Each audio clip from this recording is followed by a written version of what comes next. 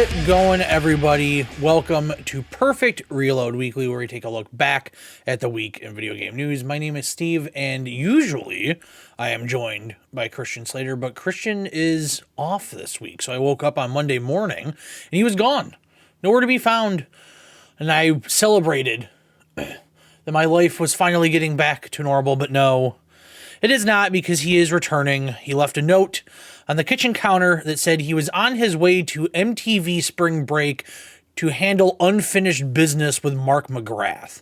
I'm not quite sure what that means, and to be honest, I don't want to know what it means. So instead of Christian this week, we're going to have just a picture of my dog, and we'll just put that up there, and that'll just be so much better.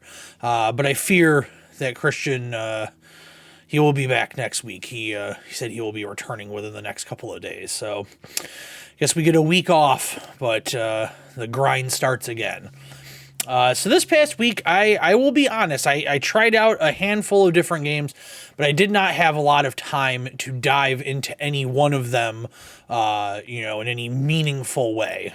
So I've mentioned it. I don't mention it often, but I have mentioned it previously on this channel that one of my biggest hobbies is music, and I am currently knee deep in production on new music. So that is kind of getting the bulk of my free time. That is kind of where my efforts are at, and it'll probably be like that for some time in the ongoing future, I guess, until I get the project wrapped up. But yeah, so that's like full steam ahead. So that's taken up quite a bit of my free time. But that being said, I did get a chance to check out a couple of different things. I guess this is the big release of the week. I don't know. I didn't really look at what else was coming out this week. So to me, I guess this was the biggest release of the week, and that was the EA PGA Tour game, which is their return to the golf genre of sports games. So the PGA games were legendary. They were initially the Tiger Woods games, started on the PS1. Continued on when Tiger Woods went through some of his more controversial times in his career, I guess you could say. They pulled him from the game and they gave it to Rory McIlroy. So we had more Rory McIlroy PGA Tour, and that was the last one the EA did. And that game was not very good. At one point in time, the PGA Tour games were like the best golf game you could possibly get, specifically the first year of the Masters. That is a classic in the sports genre for me. I really, really enjoyed that game. But a couple years ago, 2K, the makers of NBA 2K, WWE 2K, a company that has some experience with sports games. Previously they had done baseball. They had, World Series baseball back in the day. They came out with their own golf game, and the one from a couple years ago I really enjoyed, which I think was their second effort. I did not play last year's version. So this game, PGA Tour, and last year's 2K game were supposed to come out around the same time. The PGA Tour game ended up getting delayed. So I did not play last year's 2K golf game. I heard it was not great. I don't really know why it wasn't great. I can't imagine they screwed up the gameplay, because the gameplay was like perfect a couple of years ago. So I don't know why you would want to change that. So maybe it was just some surrounding things. I will say that even though I really, really enjoyed the game a couple years ago, it was very thin. There weren't that many courses. Like, yes, you can create courses and download courses, but the courses that were in the game were not great. It was thin, to put it nicely. I really liked it because golf games can be very relaxing, way to turn off your brain while also still interacting with something. And like I've said before, sports games are my opportunity to listen to a podcast, music, catch up on YouTube, whatever it may be. So I decided to check out EGA, or EA. It's gonna be really hard to not say EGA Tour, but EA PGA Tour. It's a very nice looking golf game. I think it plays perfectly fine.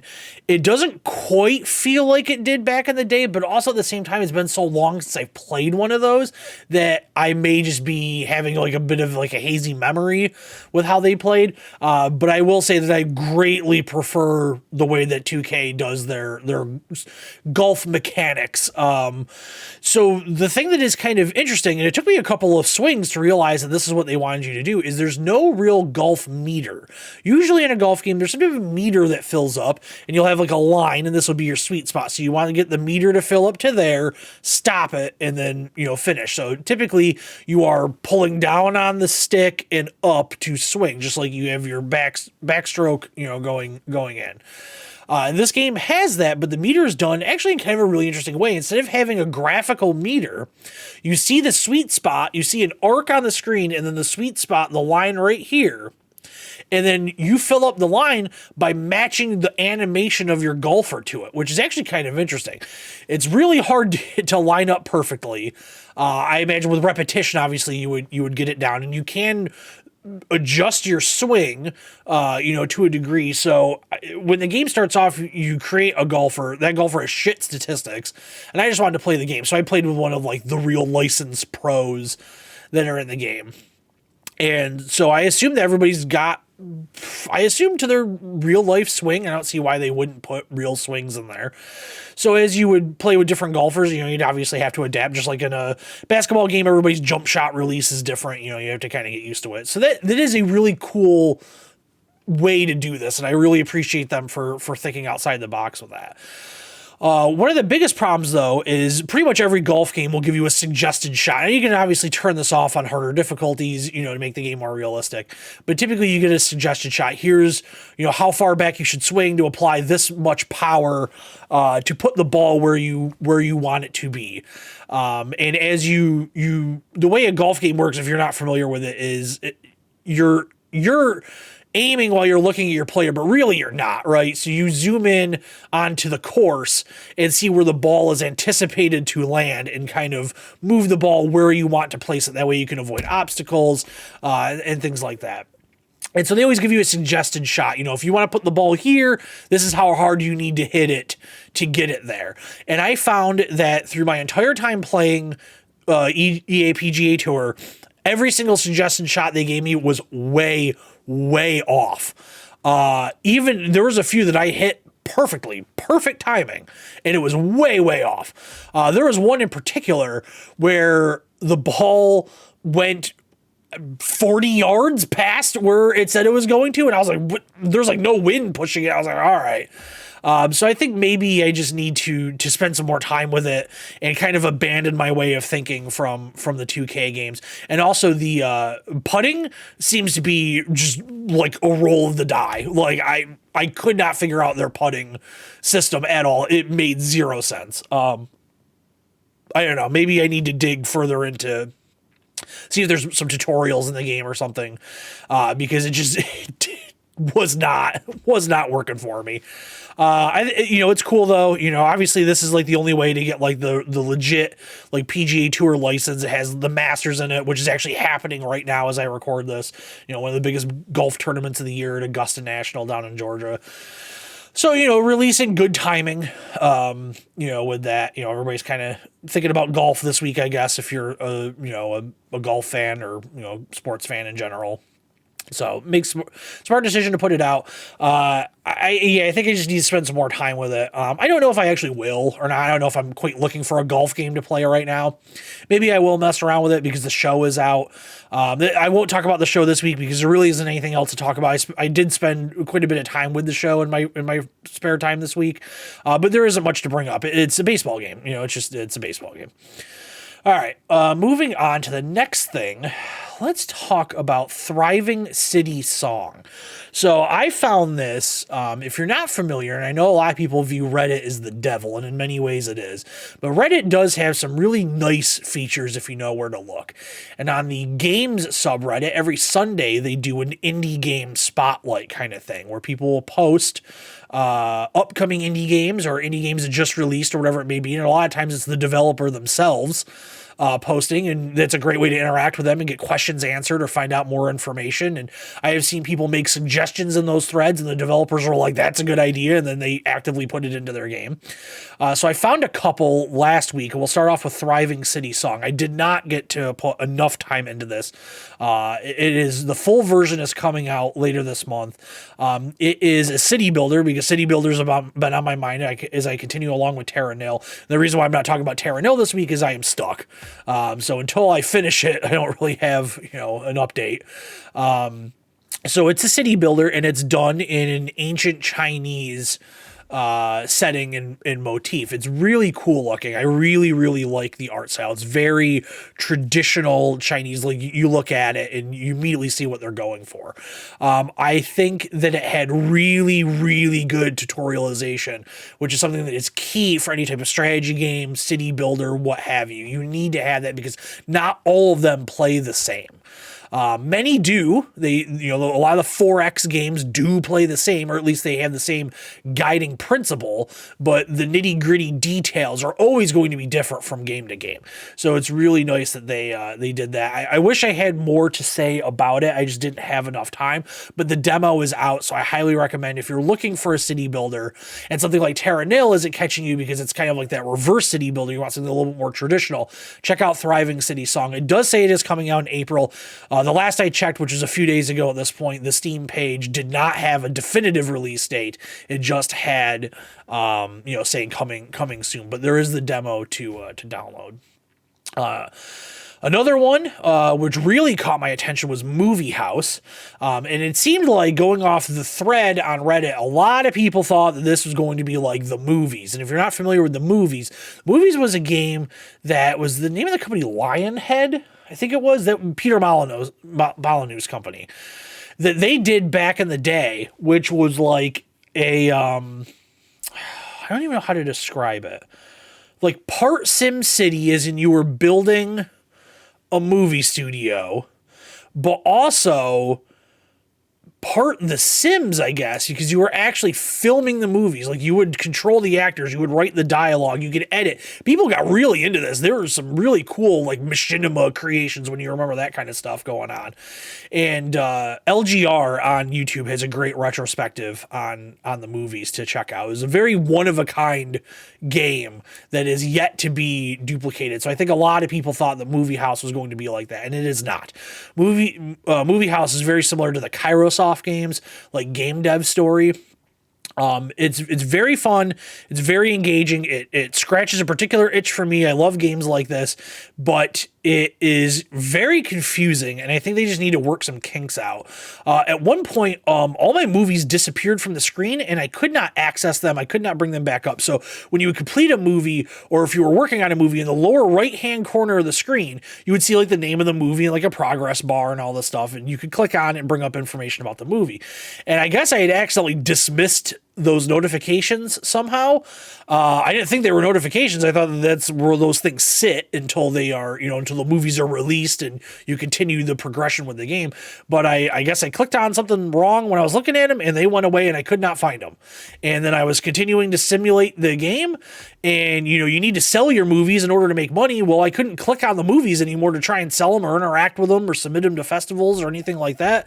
And they were just like gone. And I was like, oh, well, I guess I'm done. I'm about to run out of money. I can't really do anything else with this game. So I got to continue on with it. It's something that I am going to play. I am definitely going to play more of it. I should have a little more free time this coming week to mess around with it. It's a really, really cool game. So if you're interested in stuff like that, I would say it's maybe a little bit more fleshed out than a Game Dev Story or a what was the other one? The Game Biz. The one that was like, I think it was on mobile, but it was also on PC. I have it. Game Dev Tycoon. I just pulled up my Steam real quick. Game Dev Tycoon. So it's similar to that, but I think it's got a little bit more to it than that. This does not strike me as being designed like mobile first. I don't even think it's out on mobile. I think it's only out on Steam. And the developer in the thread on Reddit was like really interacting with people and being like, oh, those are great ideas. This is what I'm trying to do. This is what I'm trying to accomplish. And seems very committed to making this game as good as possible. So I would expect probably updates to come along. as the game goes on. So yeah, that one was a pretty cool one. And then the last of which definitely kind of struck me, was Dr. Fetus's Mean Meat Machine. So this is kind of, I guess, a spin-off of Super Meat Boy, if you remember Super Meat Boy. So it is essentially Kirby's Avalanche or Puyo Puyo meets Meat Boy. It has a really nice art style. It has that classic Puyo Puyo, Kirby's Avalanche. Those are interchangeable. It was essentially when Puyo Puyo came to America and on the Super Nintendo, they called it Kirby's Avalanche, put a Kirby's theme on it. It's a puzzle game. You're little jellies, little gel dudes. You connect them in series of 4 or more, and they go away. So it's Tetris-ish. But I was playing through the tutorial level of the game, which is what they drop you into after this really cool opening animated cartoon, like a very 90s cartoon opening cinematic, which I really liked. After that's done, they drop you into this tutorial, and you have the lane like Tetris of the puzzle pieces coming down, and there's some buzz saws on the side, obviously very Meat Boy-esque, and you put 2 and 2 together very quickly. If I run the puzzle pieces into the jigsaws or the buzz saws, they're gonna go away, and I'm gonna start over. And so as I'm playing through this, I was like, oh, this is cool, but it really is just kind of Kirby's Avalanche with these couple of buzz saws. Like, I don't really get the Meat Boy thing, aside from it's got Dr. Fetus as a character, references to Meat Boy, like you see Meat Boy, like he's throwing things at a picture of Meat Boy. And then the game actually starts and you're in the first level, and now all of a sudden there's buzzsaws flying across the lane for the puzzles, and you have to move your pieces out of the way. You have a dash to quickly move side to side and things like that. You could slow the pieces down to get through the buzzsaws, and that was pretty cool. It definitely, 100% has a layer of strategy that most puzzle games do not have, because typically your Tetris-ish games, you're not worrying about deadly obstacles flying your way to avoid. This is definitely not a relaxing puzzle game, I guess you could say. This is definitely something that's gonna kind of keep you on your toes, but I really enjoyed it. I'm not sure when it's coming out. I think it just said later this year. It didn't have a month or anything on it. The demo is out there. I definitely suggest downloading the demo if you're interested in, trying to find a new puzzle game like this. It's pretty cool. I enjoyed my time with it. I do get the feeling that, much like, traditional Super Meat Boy, this game will probably be far too difficult and hard for me to keep up with or make much of a dent in, but, we'll see. But that was all of the games I got to this week. But I did, so I film on Sunday morning, so I'm filming yesterday for those of you watching on Monday. I did last night, on a Saturday night, venture to the movies and saw the Super Mario Brothers movie. I know I've been doing a lot of movie talk over the past few weeks, but to be honest, we've had some video game movies coming out, like the Tetris movie on Apple TV. And of course, you got to talk about John Wick, because it's John Wick. John Wick is great. Mario is not John Wick. I enjoyed it. I thought it was good. I don't see much animation. I don't watch a lot of animation, I will be honest. A lot of it just does not appeal to me. I'm speaking both traditional animation as well as anime. Anime, really, I am scared of anime. Anime frightens me.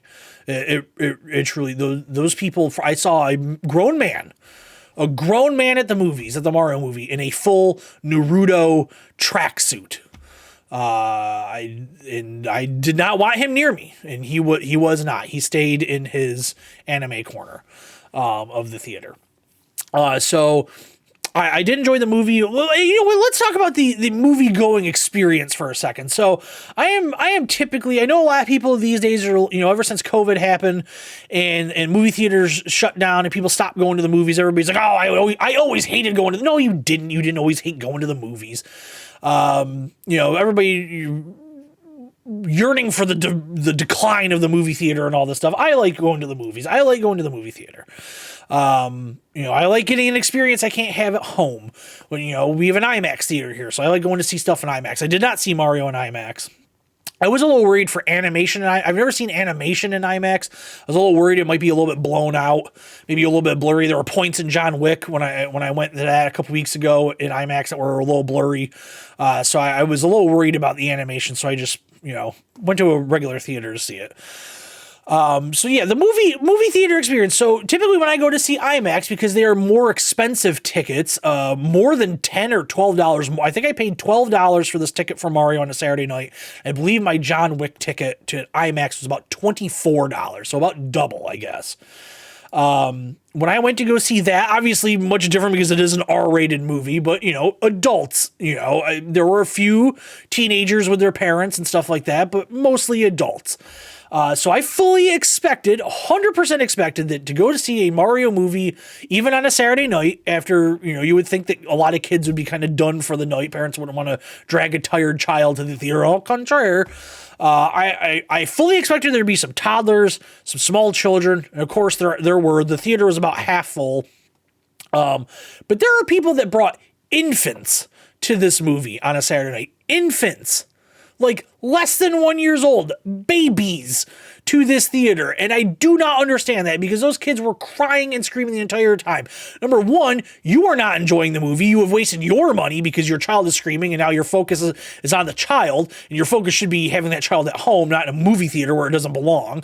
And now you're also just upsetting everybody around you because you brought a screaming child to the theater. So that I just don't understand. I totally get bringing a small child to a children's movie. That makes sense. You are agreeing to the social contract. If you as an adult go to see a children's movie, the children are going to be there and they are going to make noise because children do not sit still in a movie theater. You are agreeing to do that. I was fine with that. There were a lot of kids making a lot of noise in that theater. It was my choice to go to see it. So I am not upset at that. I am upset at irresponsible parents that bring babies into the theater. And I am more upset at the amount of people I saw in that theater that were wearing pajamas.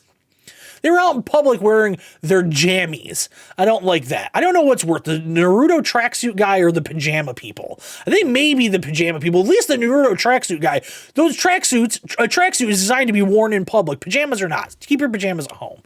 But in terms of the actual movie, I did enjoy the movie. I liked the movie. It was short. It was an hour and a half. I did see people complaining about that online last night when I checked. And I do agree. I think the movie maybe needed another 10 to 15 minutes. We were kind of like bang, bang, bang, bang, bang along the movie. There's not a lot of breathing room, which, to be honest, isn't the worst thing in the world. I guess I would prefer that this movie be short than be too long and have it drag on in parts. So that was fine. I thought Chris Pratt did an excellent job as Mario. I thought Charlie Day did an excellent job as Luigi. Seth Rogen as Donkey Kong. I could take it or leave it. It was fine. Jack Black was good as Bowser. A lot of people were saying that he stole the show. I thought he was fine. I didn't think he was absolutely amazing or anything, but he was good. He put in a lot of effort. You could tell. Anya Taylor-Joy was good as Peach, although she's there in the story, but she's not. I don't know. She's not as prominent, I guess, as I thought she would be. Although she is next to Mario. I think probably gets the most screen time out of all the characters. Maybe Toad, just because Toad has scenes with just Mario and just Peach, and then all the others. So maybe actually Toad gets the most. Maybe Toad's the star of the movie. But I did like it. There were definitely jokes in there that were designed for the adults in the room. I was actually really surprised at like them saying like, "I'm going to kill you, Mario." Like I was like, oh, that's not very Nintendo. So I was surprised about how many times they were like, Mario is going to die. We are going to kill Mario. I was like, oh, okay. But it was cool. For me, I think probably for a lot of people, the best character in that movie was the little star that was held prisoner from the Mario Galaxy games. I know they have a name like Luminous or Luminoids. I don't know. He was great. Or she was great. I don't know. Yeah, it was a good movie. It was enjoyable. I liked it. If you're a Mario fan, there are a lot of deep cut references to like Wrecking Crew and Kid Icarus and, Punch Out and, a lot of older Nintendo properties. There was an F-Zero reference in the game or in the movie. So it was chock full of a lot of Easter eggs. I really, really did enjoy it. So that'll wrap up that half of the show, and we will be back momentarily with the news. All right. We are back with the news, and I guess we'll kick things off with some Microsoft news this week. Is Joseph Staten is left Xbox. So Joseph Staten was the head of creative on Halo Infinite, and he was also the cinematic director of the first 3 Halo games. He is officially exited the company, exited Xbox, exited Microsoft. Microsoft released a statement saying, "We're grateful for Joseph's contributions to the Halo franchise and Xbox as a whole. We wish him all the best in his new adventure." Staten then went on Twitter and said, "Hey folks, I am indeed leaving Microsoft. I'll have more info to share soon, but for now, I'd just like to thank all my Xbox colleagues for all their understanding and support as I embark on a new adventure."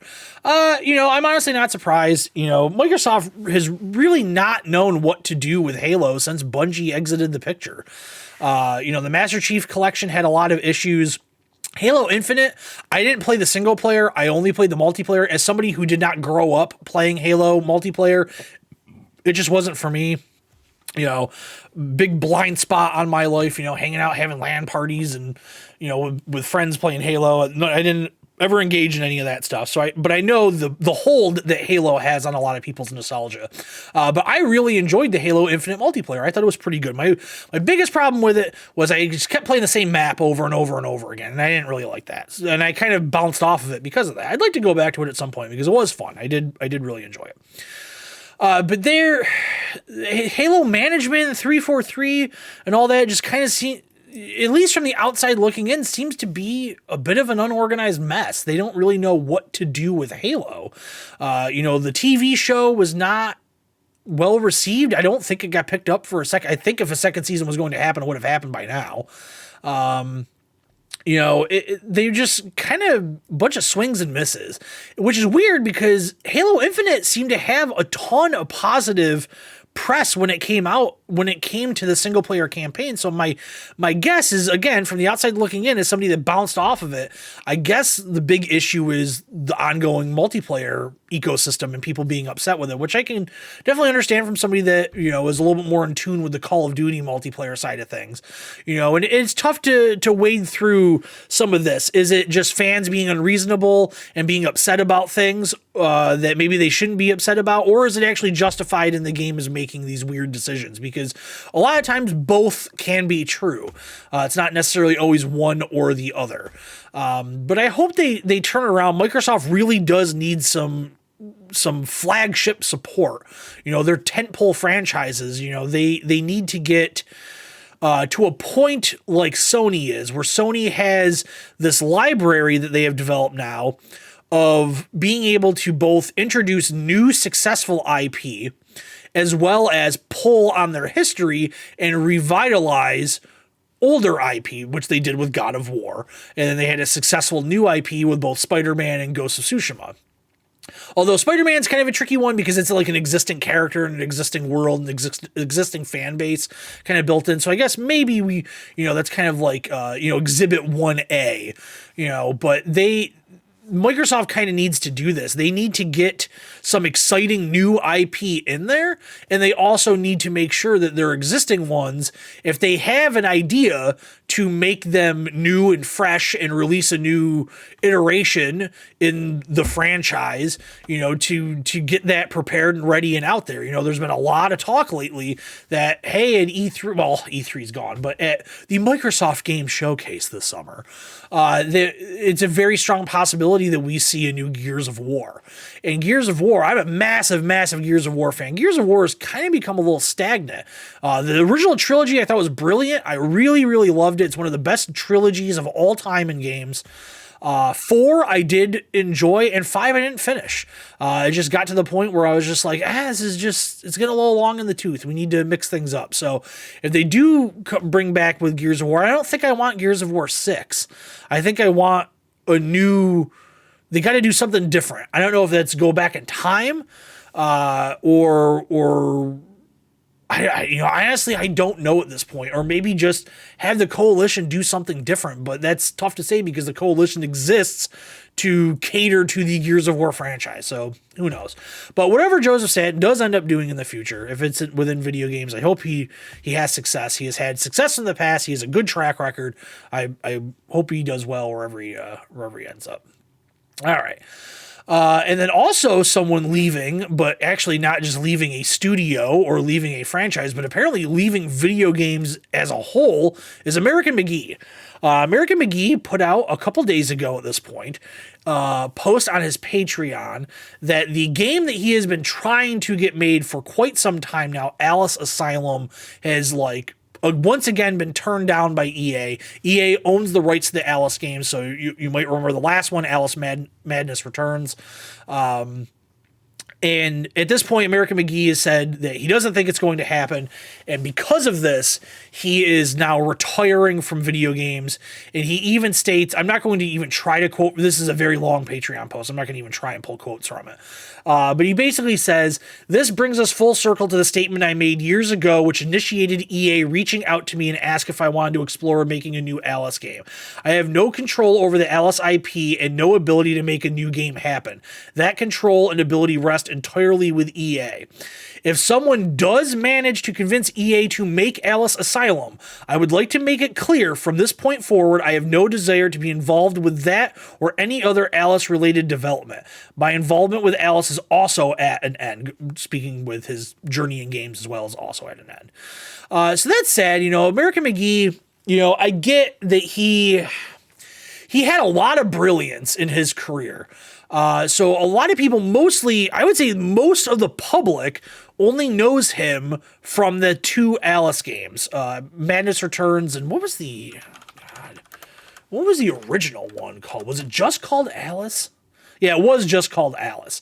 So I remember when Alice came out, it was a super big deal. I remember picking it up, and it was at the time, it came out in 2000, so I was a child, and it was super weird, but I liked it. And then the second one, Madness Returns, I really, really enjoyed. I really liked it. And that's what he is definitely well known for. But if you grew up in the 90s, he actually got his start at id designing levels for Doom. So he has had these flashes of brilliance in his career. And then he also released a lot of games that just didn't pan out and didn't work out.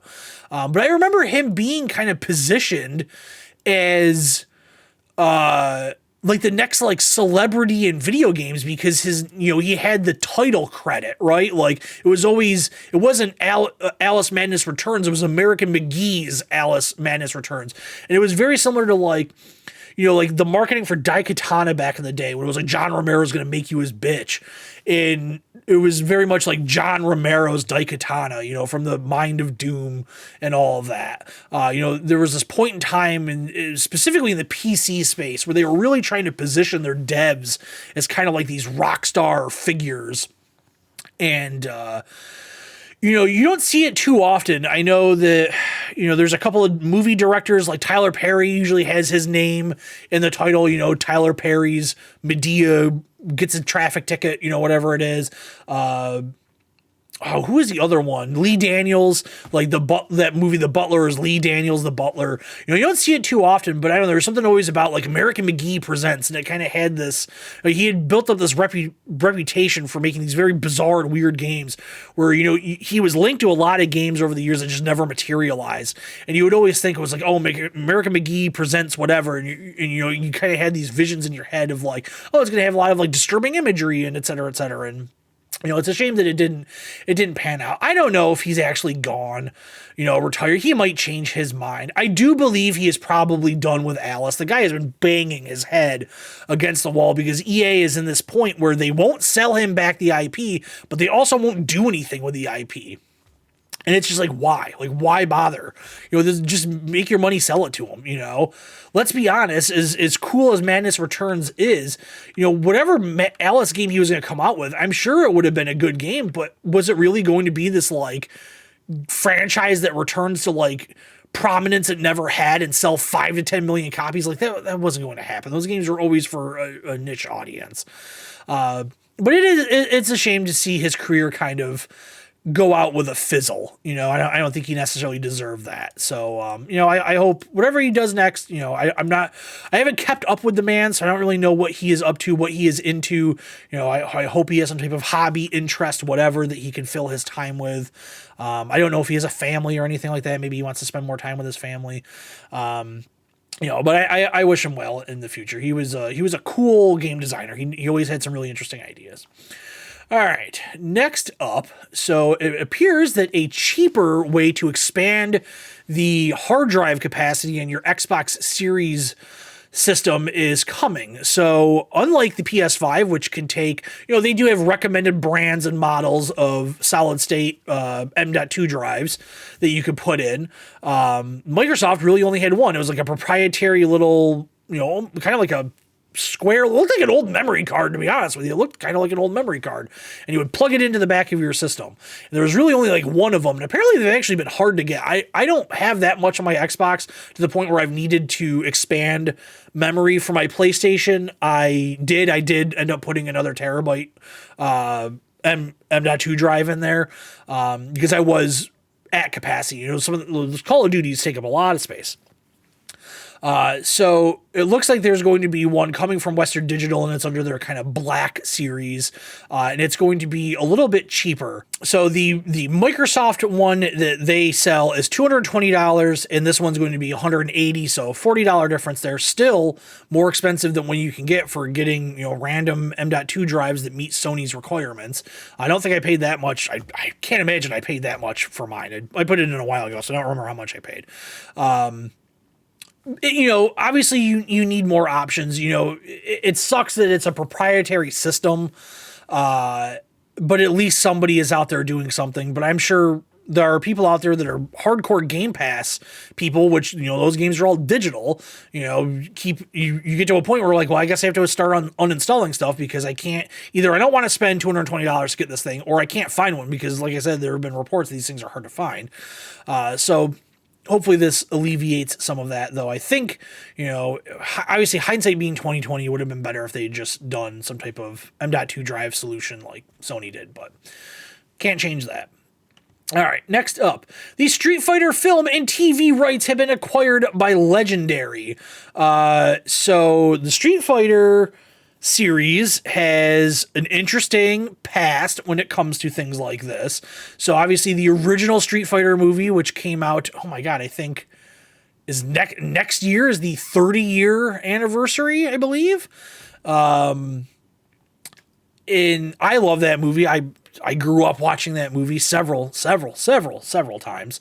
And then the one that to me is like the total just shit terrible movie was that Legend of Chun-Li movie that came out over 10 years ago at this point, late 2000s, somewhere in there. The movie was really, really bad. But Street Fighter's kind of getting back. It's kind of getting its groove back, right? Like Street Fighter 6 is looking really good. It's coming out in a couple of months. So I'd like to see what they do with this. I get the feeling that we're maybe not going to see a live action movie, and perhaps maybe we do a show. I think that would be the more likely scenario. I think it might be difficult to do a Street Fighter movie. Just like it was, Mortal Kombat movies were good, except for Annihilation. But there's something about like the lore and the structure of Mortal Kombat. I think more people are familiar with like the lore and background of Mortal Kombat than the lore and background of Street Fighter, because Street Fighter's like in a disjointed timeline, like stuff keeps going like earlier and earlier and earlier. I think Street Fighter 6 is like the first one that's actually like in a while that's like advancing the story forward, where the characters are kind of getting older. So yeah, I'd like to see what happens. The Street Fighter cartoon back in the day was awesome. There was the anime that was really cool as well that came out. Maybe we see something like that. Maybe, we get an updated version of something along those lines. And then maybe they do. Maybe they straight up do just say like, hey, we're going to make a live action movie. And if they do, I hope they lean into it and don't try and make it some serious thing. Like, let's make it over the top. Let's make it all hammed up and campy. Like that's what I want to see. I think you got to make a Street Fighter movie's got to be fun. If the Mortal Kombat movies are all dark and kind of serious, and the last one, I really enjoyed the last one. I know a lot of people didn't, but it was like a traditional kind of like martial arts movie with a lot of violence. Let's make Street Fighter the opposite of that. They don't have to try and make some dark and gritty Street Fighter movie, because the Street Fighter games aren't dark and gritty. Lean into the goofiness of Street Fighter, because there's plenty to be had. That's what I want to see. So then to round out the news section, Sony They didn't announce anything, but some stuff got out that they are apparently working on a handheld accessory. It's not a console. It's not a handheld console. It's not the Vita, not the PSP. It is a device similar to a Steam Deck, I guess you would say, although I would say this is more similar to just the Wii U controller. It has to be tethered to the system. So the system has to be on, it has to have an internet connection, and you use the remote play feature to play the games off your TV onto your handheld. Now, this already exists in different ways. You can use that remote play feature to play your PlayStation games outside of the console. So this is a very odd device. Because the system has to be there, it has to be activated, it needs the internet connection. It's a little strange in that. I think it would have been maybe a little bit more interesting if it was its own thing, even if it was its own thing and just linked to your PlayStation account and you could download your digital games. Like, even if it was just that, but then you could take them on the go, like, that would be kind of neat. Just like a portable PlayStation 5. It doesn't need to have like its own library of games or anything like that.